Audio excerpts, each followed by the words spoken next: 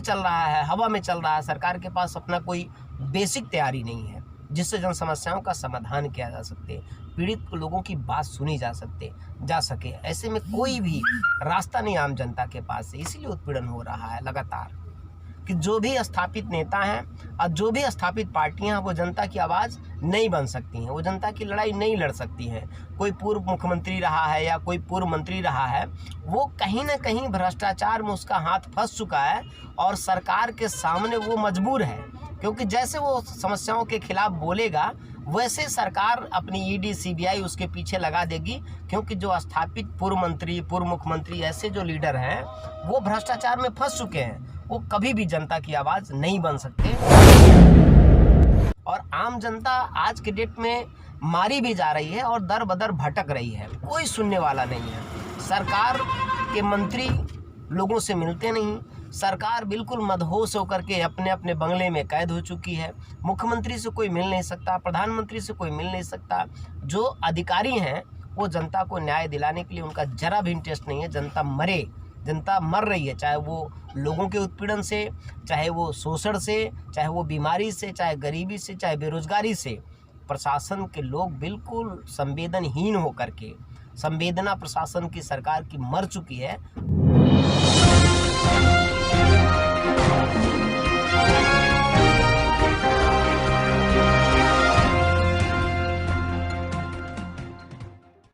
आज हमारी मुलाकात श्रवण कुमार निराला जी से हुई है, जो गोरखपुर से चल कर के किसी कार्यवश बस्ती होकर के गुजर रहे थे अपने गोरखपुर जाने के लिए, लेकिन नेशनल हाईवे पे मुलाकात हो गई। तो कुछ हम उनसे चर्चा करना चाहते हैं और अपने समाज से बहुत ही संबंधित रिलेटिव रखते हैं, जागरूक हैं और पूर्व में बहुजन समाज पार्टी के जोन कोऑर्डिनेटर रह चुके हैं। वर्तमान में अंबेडकर जन मोर्चा के नाम से संगठन बना करके पूरे प्रदेश क्या पूरे देश में इनका संगठन बहुत मजबूती की तरह बढ़ रहा है और मैं कुछ जानकारी प्राप्त करना चाहता हूं। सर जय भीम। सर जय भीम। सर आज आप बस्ती में आए हुए हैं, किस कारणवश से आए हैं सर?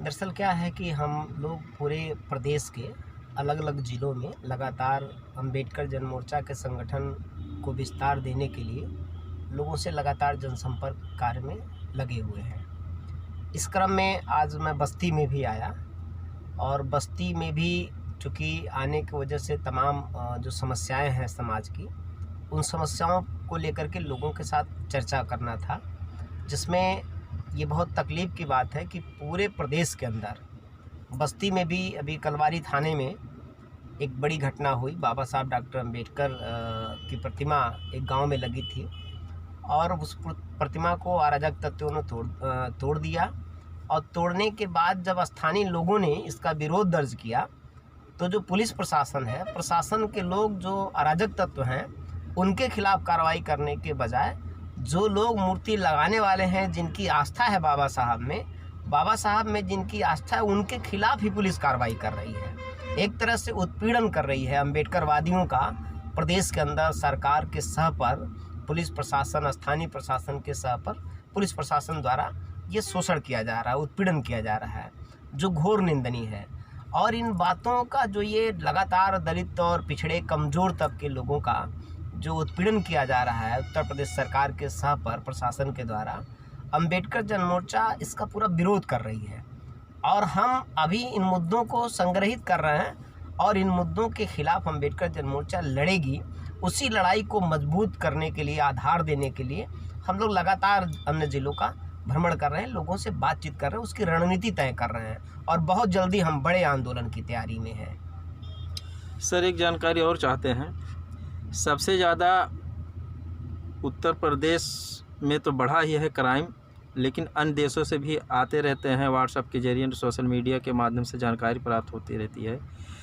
अनुसूचित जाति परिवार सबसे ज़्यादा पीड़ित है और जहाँ कहीं भी अगर ओबीसी समाज के लोग भी पीड़ित हैं, जहाँ कहीं अगर सवर्ण समाज सबल है और कहीं कहीं ओबीसी समाज एससी को दबा रहा है और सबसे ज़्यादा तो सवर्ण ही दबा रहे हैं। ऐसी घटनाएं आए दिन हो रही है। आपके गोरखपुर में 13 जून की एक घटना घटी है, एक नहीं 2 घटना 2 थानों के अंतर्गत, उस पर भी हमने खबर निकाला हूँ, उस पर आप क्या कहना चाहते हैं? देखिए, बीजेपी सरकार है, देश में भी चल रही है, प्रदेश में भी चल रही है, और कोरोना काल में माननीय प्रधानमंत्री नरेंद्र मोदी का लगातार आपने बयान सुना।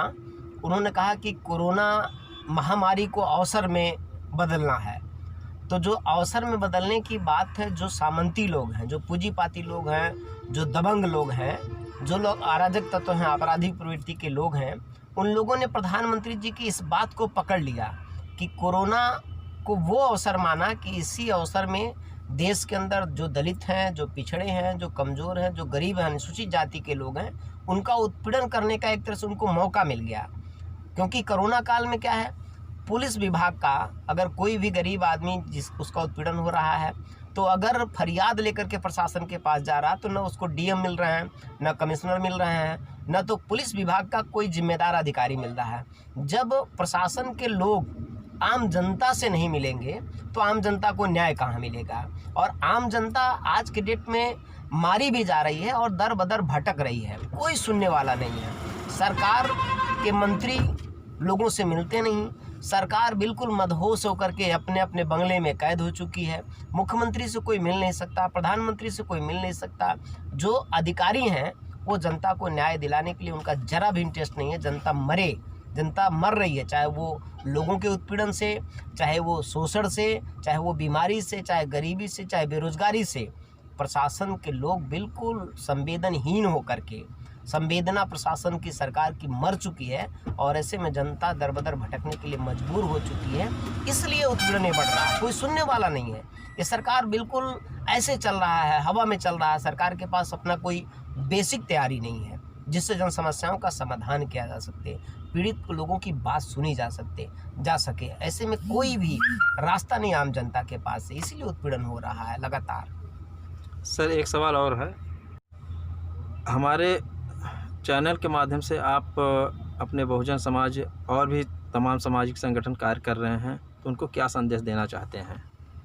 इस समय तो जितने भी देश के अंदर अम्बेडकरवादी सामाजिक संगठन काम कर रहे हैं या राजनीतिक दल बहुत सारे काम कर रहे हैं, इस समय सब लोगों को अपने अपने स्तर पर जितना भी संघर्ष तेज करने की ज़रूरत है, जितना भी संघर्ष कर सकें वो सब संघर्ष करें।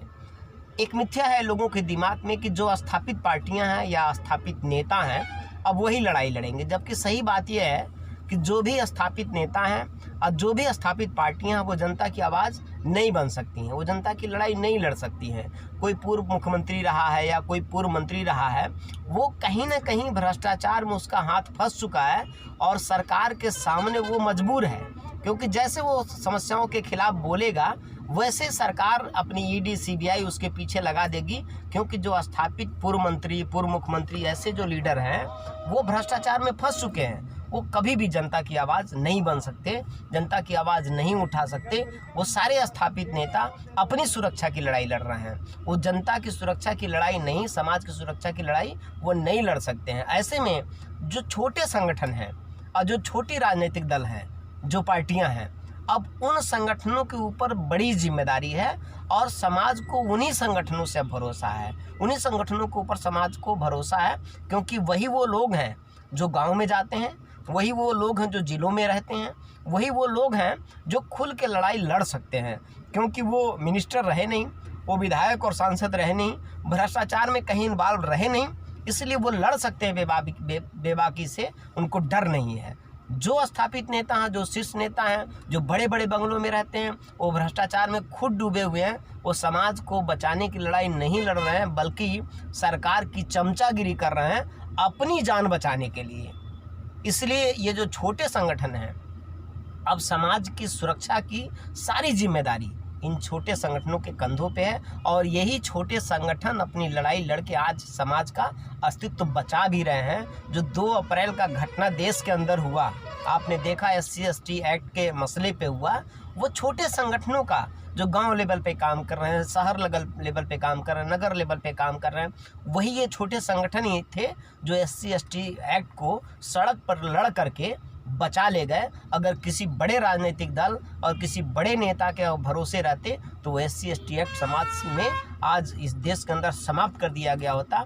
और जितना आज समाज का उत्पीड़न किया जा रहा उससे 100 गुना ज़्यादा उत्पीड़न होता। कोई एक्ट नहीं होता, कोई कानून नहीं होता जो हमें सुरक्षा दे सकता था। इसलिए छोटे संगठन ही अब समाज को बचा सकते हैं। बाबा साहब डॉक्टर अम्बेडकर के मिशन और आंदोलन को आगे ले जा सकते हैं। इन्हीं के कंधे पे सारी जिम्मेदारी है और सब लोग लड़ रहे हैं देश में। बड़ी बात यह है, चाहे वो महाराष्ट्र की बात ले लीजिए, चाहे गुजरात की बात ले लीजिए, चाहे बिहार की बात ले लीजिए, राजस्थान की बात ले लीजिए, यूपी के अंदर बहुत सारे ऐसे जो छोटे राजनीतिक दल हैं, छोटे सामाजिक संगठन हैं, अम्बेडकरवादी लोग हैं, वो लोग काम कर रहे हैं। उनके दम पे आज समाज खड़ा है। बड़े राजनीतिक दल तो सिर्फ दूसरे दलों से सौदा कर रहे हैं, उनके साथ धंधा करने की कोशिश कर रहे हैं, बस डीलिंग कर रहे हैं। समाज डीलिंग से नहीं चलता है, समाज के लिए सड़कों पर उतर करके लड़ना पड़ता है।